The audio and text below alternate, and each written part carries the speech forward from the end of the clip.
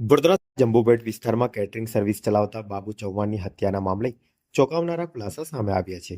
પ્રાથમિક તપાસમાં પૈસાની લેતી દેતીમાં થયેલા વિવાદને કારણે હત્યા કરવામાં આવી હોવાનું બહાર આવ્યું છે. પોલીસ સૂત્રોના જણાવ્યા મુજબ હિરેન ઠક્કર નામના ઈસમે બાબુ ચૌહાણ પર ચપ્પુ વડે હુમલો કર્યો હતો.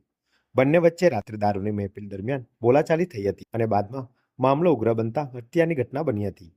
ચર્ચા મુજબ પૂર્વ ક્રિકેટર જેકબ માર્ટિન પણ આ મહેફિલમાં હાજર હોવાનું કહેવાય રહ્યું છે. જોકે પોલીસ દ્વારા આ મુદ્દે સત્તાવાર પુષ્ટિ કરવામાં આવી નથી.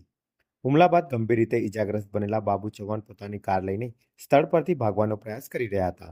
જોકે થોડે અંતરે તેમની કાર ધડાકાભેર અથડાઈ ગઈ હતી. કારમાં લોહીલુહાણ હાલતમાં બાબુ ચૌહાણને જોઈ સ્થાનિકોમાં ચર્ચા મચી ગઈ હતી અને તરત જ પોલીસને જાણ કરવામાં આવી હતી.